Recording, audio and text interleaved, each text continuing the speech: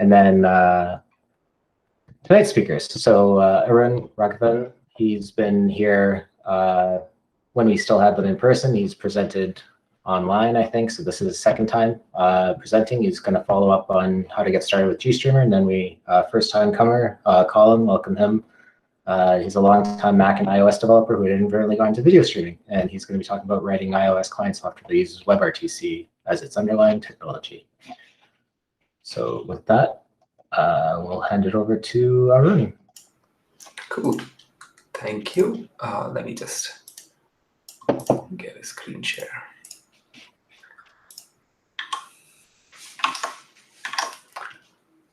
Can everyone see this? Yep. Okay, perfect. Let me get started. So, hey everyone. My name is Arun, and I run a small consulting company called Asymptotic. We work on a bunch of open source multimedia projects, a lot of it to do with GStreamer. And I did a talk in November last year, I think, or actually it was June last year, which was a quick introduction to GStreamer. So this is sort of a follow-up, talking about sort of next steps and how you can actually get started using GStreamer. So just a quick recap. I won't really go over everything we already have, but GStreamer is basically a library for building multimedia pipelines. So if you're building a program that deals with audio, video, anything of that sort, and is effectively building a processing pipeline, then GStreamer could be a good option to use to sort of express that class of problem. It's pretty flexible. There are lots of basic building blocks that you can put together in different ways, depending on use cases. So you can build recording applications, playback applications, streaming applications, all sorts of things. And we spoke about use cases last time, and we'll see maybe a few more today. It's extensible in that applications can bring their own functionality and plug it into a GStreamer pipeline pretty easily, and it's cross-platform, so it runs on Windows, Mac OS, Linux, iOS, Android, what have you. So if you're building a cross-platform application, then some people use GStreamer to sort of build a common media engine so as to not have to build the same thing in multiple platforms. So that's just a quick recap of what GStreamer is. And this is an example pipeline that we actually saw the last time as well. So GST Launch is a tool that lets you prototype GStreamer pipelines on the command line before you sort of jump into code. And this was an example pipeline that shows you how to read from a file using file source, send that over to an audio decoder, have that be converted, the raw samples be converted if required, and then played out to, in this example, if you're on Mac OS, then the OS X audio sync. So in this case, diagrammatically, this is what it looks like. So you have a file source that reads data from a file, passes those MP3 chunks to the MPG123 audio deck element, and that's basically an audio decoder that's built around the MPG123. That, let's say, if that were to decode and provide floating point PCM samples, the audio convert element could figure out what the OS X audio sync reads.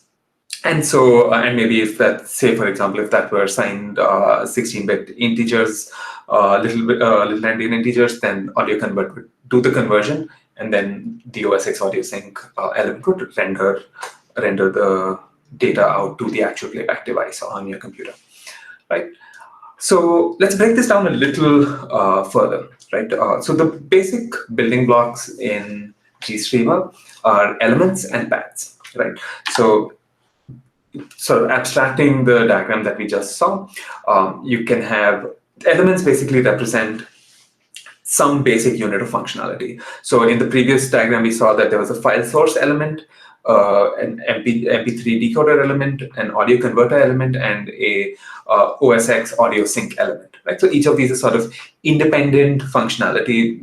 Each of those does not need to necessarily know what is happening upstream of it or downstream of it. It is self-sufficient in performing its role, right? And what that means is each of these things can be plugged in. So the audio converter doesn't care about what is generating the audio samples upstream of it or what is consuming samples downstream of it. It just needs to know what is the format coming in, what is the format that needs to go out, and if it can convert it, it'll convert it, right? And similarly, the audio sync element doesn't care where the audio is coming from. It could be coming from a file, it could be coming from the network, it could be generated, right? It just needs to play. And that means you can take all these different elements, and as long as they produce data in a format that the other understands, you can build a pipeline, right? And that is the flexible part of the pipeline. So, so that's what elements are. So you've got these basic building blocks. Elements expose data or consume data via pads, and that's just terminology that comes from electronics. So if you had two chips that they typically expose where you can connect them as pads, so it's terminology that's borrowed from there. And so, so you can see in this example, say I have a source, a filter, and a sink. So there's a source element which has one pad, and that's a source pad. So it's a pad that produces data. My filter element consumes data via a sink pad and does some sort of transformation and sends out the transformed data via a source pad again. And then the sink pad just consumes data via sink pad and does something with it. Right? So I've got three elements here, and each of these pads can be either a source pad or a sink pad depending on the direction of data flow for that pad.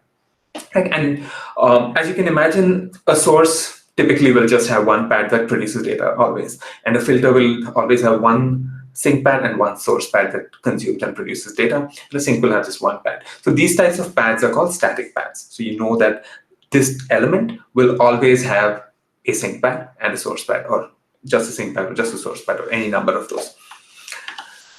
Another different kind of pipeline, as you can see, is say if we have, say, a container format like Matroska or MP4, right? So you might have a source that is producing MP4. So maybe I'm reading from a file, or I'm reading this over HTTP, and then I might have a demuxer element, a demultiplexer, effectively, that can take one of these container formats, look at the streams that this container has, and it will expose a pad for each stream that is present. So in this example, say I have an MP4 file with one audio stream and one video stream.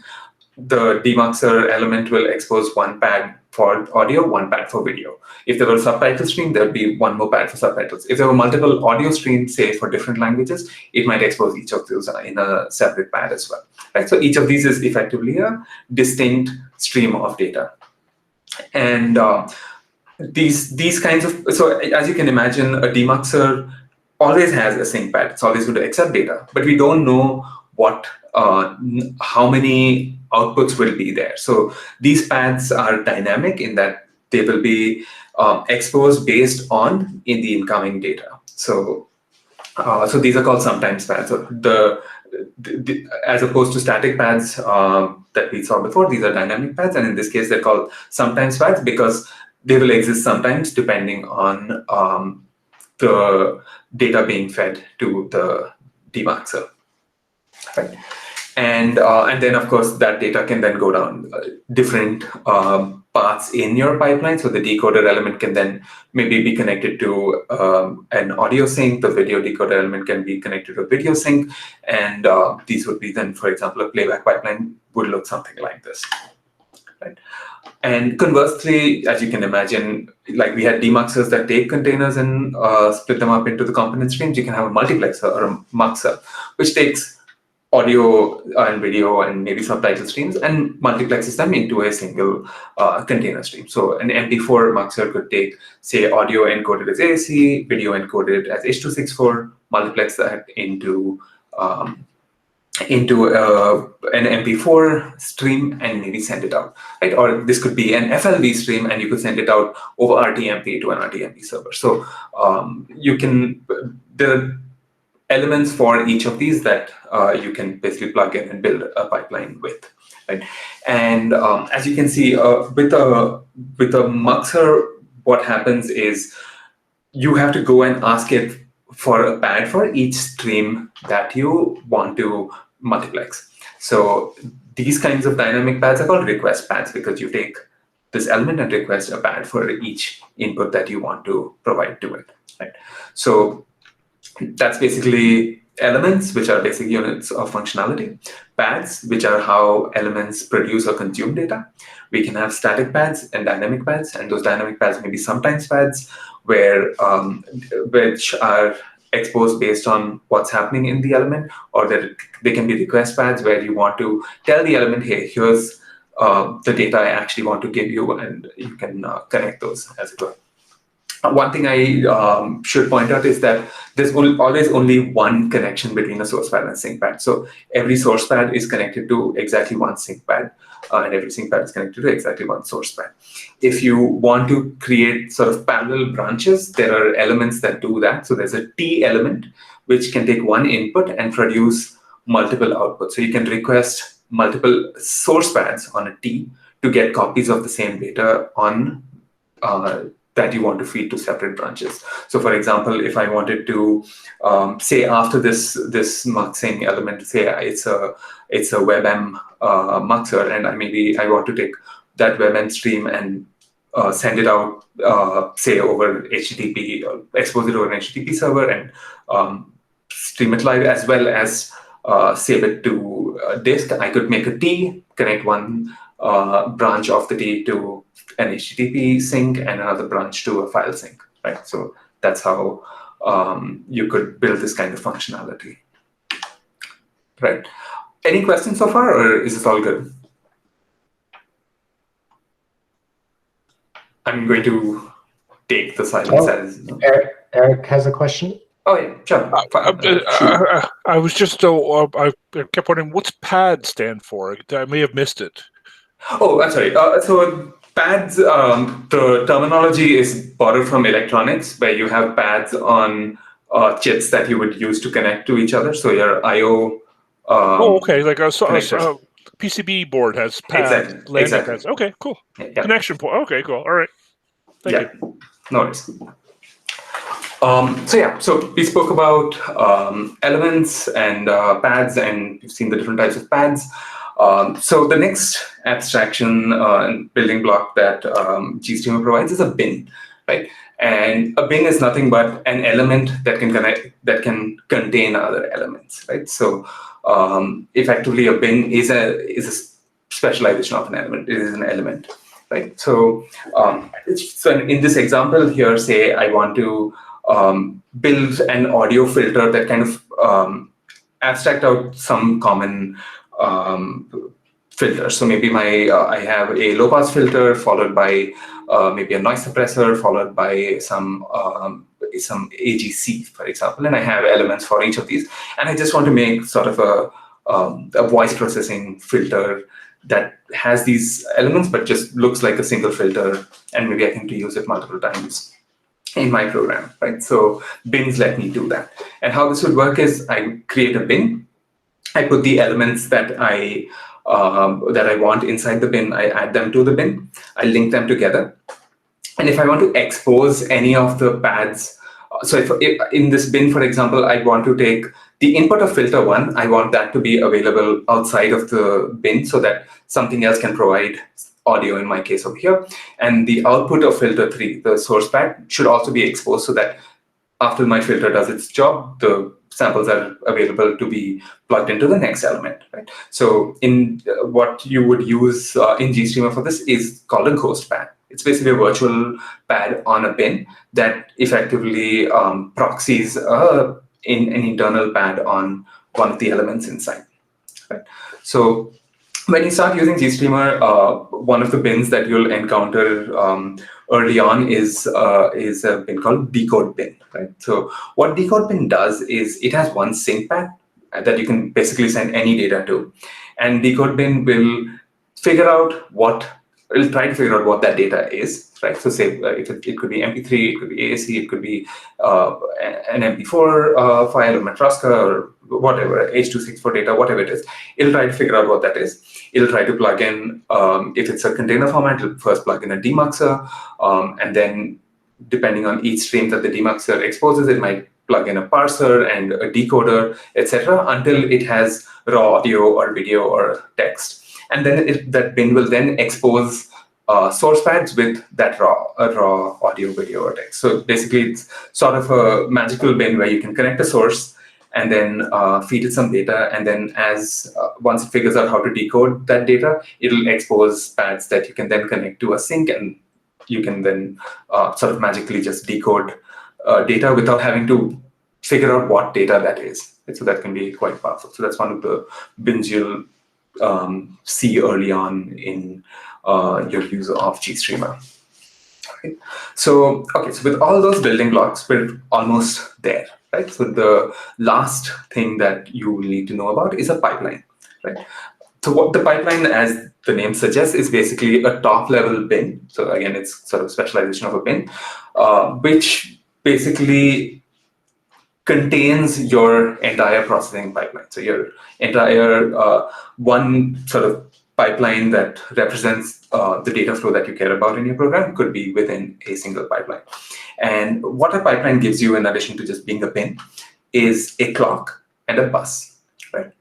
A clock is basically what elements use to synchronize, right? So if I have audio and video, the clock is used to synchronize when playback of a given buffer occurs, so that given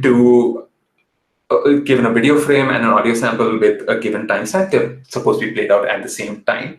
And what that time is basically known by what the clock of the pipeline. Now, clocks, again, are just an abstraction in GStreamer, so you can have different kinds of clocks. Most commonly, what happens is if you're doing playback, if you have audio and video, then usually the audio sync provides a clock, which is running at the rate at which audio is being consumed, and then video can be synced to that. Or you could have a clock that is using your system clock if for some reason you want to run by the system clock, or we have even sort of fancier things that let you use an NTP clock. So you could have pipelines running on different machines, and you could have their playback synchronized by using an NTP or a PTP clock. Right? So pipelines provide a clock that elements within it can synchronize to, and they provide a bus, right? So one thing we didn't talk about is how how data flow actually happens in GStreamer. So basically, when you create a pipeline and you start data flow in it, GStreamer spawns a thread for running the data flow, or one or more threads, depending on if you have multiple sources or other kinds of elements that spawn threads. But basically, you don't have to worry about it in your application, in a sense. So you just say, this is my pipeline, start running the pipeline, and the data flow occurs for you, right? But that means that any interaction with the pipeline for things like knowing that if there any errors has happened, or tracking state changes, or knowing when the stream ends, or just even position reporting can become a little tricky then if you have your application thread that is running, and you might need to query this data from an unknown thread within this pipeline. So what the bus allows you to do is, it basically is a message bus that you can attach to and process in your application's event loop. So the GStreamer pipeline will emit messages on this bus for things that applications typically care about, and then you can listen for that in your event loop and process that within your event loop without having to worry about GStreamer's threads, right? So that's basically all the basic building blocks. You had elements, pads, bins, and now pipelines, which have a clock and a bus. And that's how you build your application, right? There's a lot of other pieces, but I figured it might be nice to dig into some code. So what I'd like to do is run a simple pipeline, right? So the pipeline is going to be a video test source. So this is just a pattern generator. And because by default, it generates an SMPT pattern, but because we're not in the 1990s, let's generate a moving ball with a red background. And auto video sync is just a bin that tries to figure out what the best sync for your platform is. So I don't have to worry about it whether I'm on Linux or Windows or Mac OS or whatever. It'll just generate something. So this is a very simple and trivial pipeline, but it might be good to just see it working. So there we go. So we have a little ball. It's moving. Hopefully you can see all of this. And yeah, so that's that. So let's just see what that looks like in code. Okay. Hopefully this is visible. If it's not, I can increase font size, etc. Please let me know. Is this fine? People are nodding. Yeah. Okay, perfect, cool. So I wrote this code in Python just to not have to deal with some extra memory management and boilerplate in C, but it looks very similar. The Python bindings are automatically generated, which is why you have this slightly funkier looking import. So they're programmatically generated with some manual tweaks for making sure things are adequately Pythonic. But this is basically how you import the GStreamer modules. You initialize GStreamer, create a pipeline, right? Create a source in this case, and a sink, right? And so you can set properties on these elements, right? So we can, on the source, we want to say we want a ball pattern, we want the background to be red. We add the two elements to the pipeline. We link the elements, so we link the source to the sink. This is actually a bit of a convenience function. What this is saying is find a source pad on the source element and link it to a sink pad on the argument to this function. Right? So it'll find those two pads and create a link between them. And then we just set the pipeline state to playing.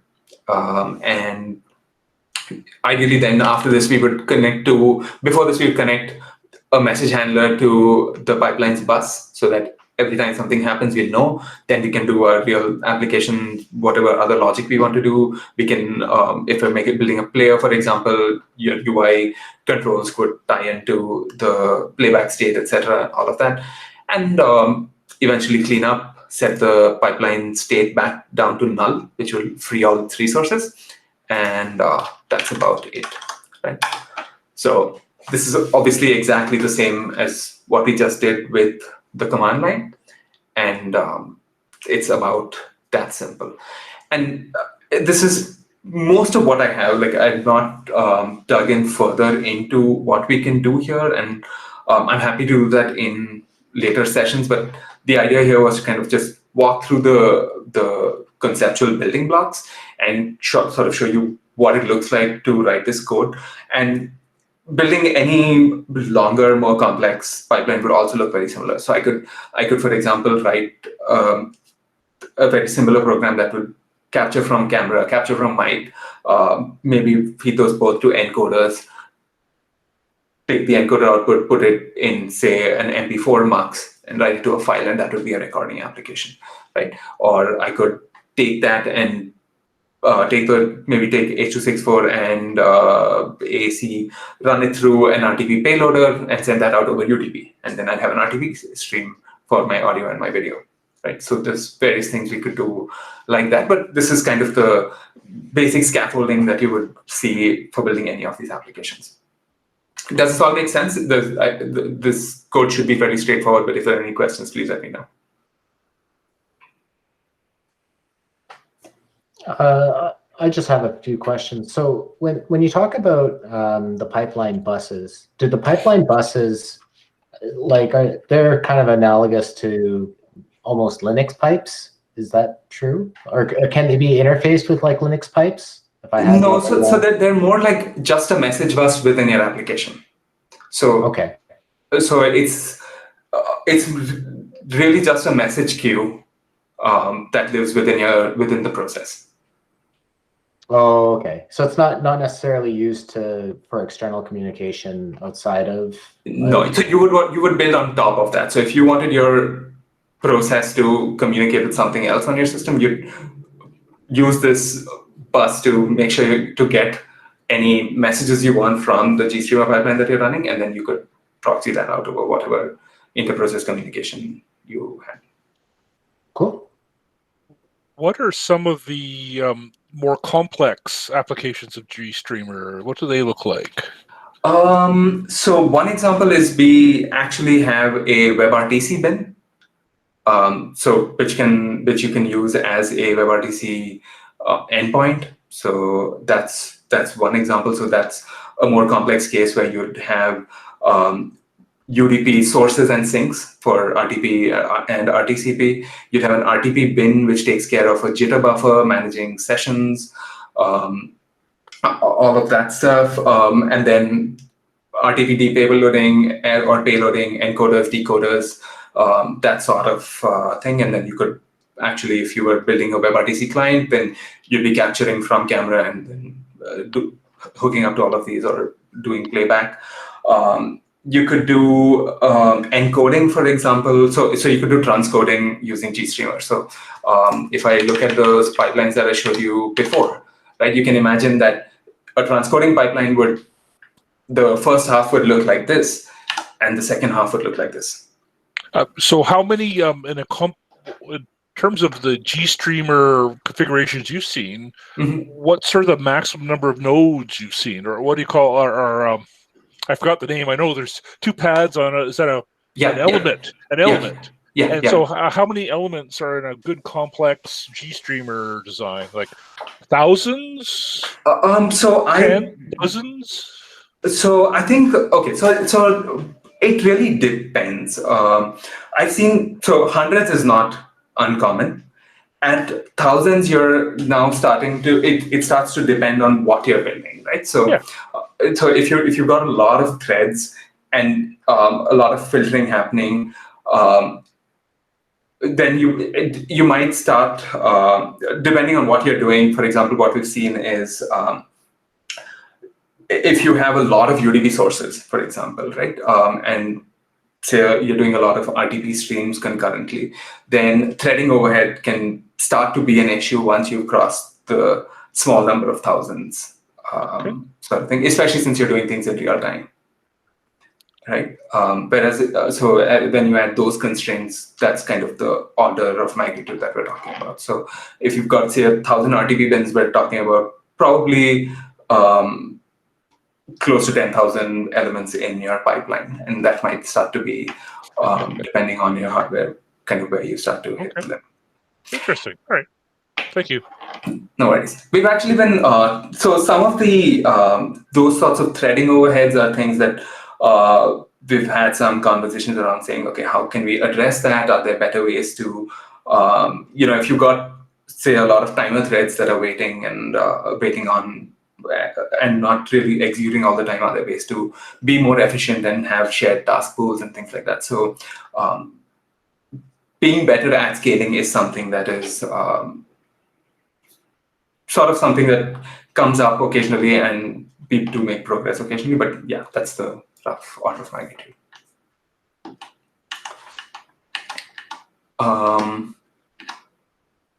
Okay, so I'm almost done here. So there are a whole bunch of things, of course, that I didn't cover. So my example code didn't really show you how you get messages from a bus or deal with your own event loop.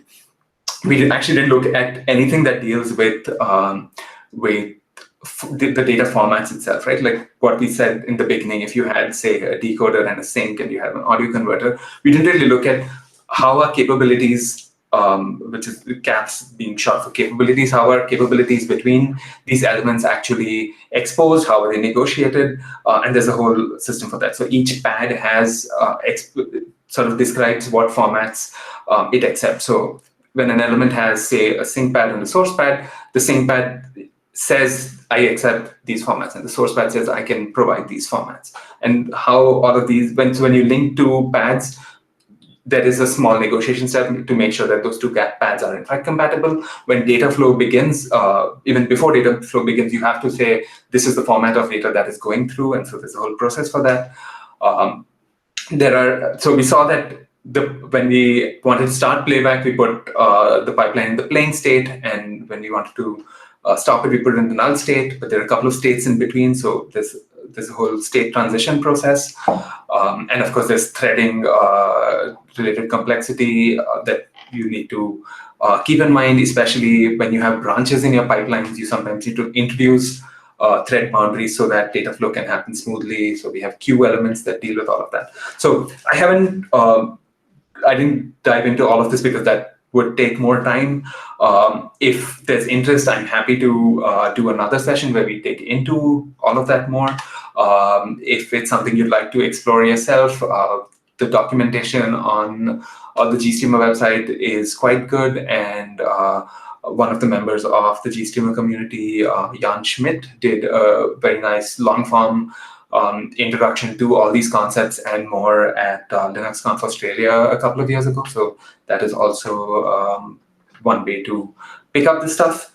And I think that's all I have. I'm happy to answer any more questions or yield the floor. Awesome talk. Does anyone have any questions? You can either just unmute yourself or raise your hand. I had one where, like, do you know of any applications that leverage GStreamer? Like, can you just like name a few that? So built off all your LG WebOS TVs and Tizen TVs use GStreamer in some form. Back in the day when Waymo and Migo phones were a thing, those were using GStreamer. A lot of cameras, lots of different kinds of cameras actually use GStreamer for their RTP and RTSP streaming. There's folks who use it on servers for live streaming, transcoding, those sorts of things. And of course, if you use Ubuntu, you're using GStreamer whenever you use the player, like audio, video, all of that is GStreamer. Cool. Any other questions, Anthony? Yeah, I was going to ask, is the majority of codec support done using FFmpeg, or are there a lot of plugins? And so that it varies. A lot of codecs are supported using FFmpeg. So H.264 decodes are done using FFmpeg. AAC, we basically wrap a lot of the FFmpeg decoders and encoders, except for when there are potentially other better supported codecs for something like, so X.264 we wrap directly, for example, for encoding H.264, or Open H.264 if you wanted to use that. The Fraunhofer FDK for AAC to encode or decode, for example. So, but we try to cover most of the FFmpeg codecs as well. Thanks. No worries. Cool. Any other questions?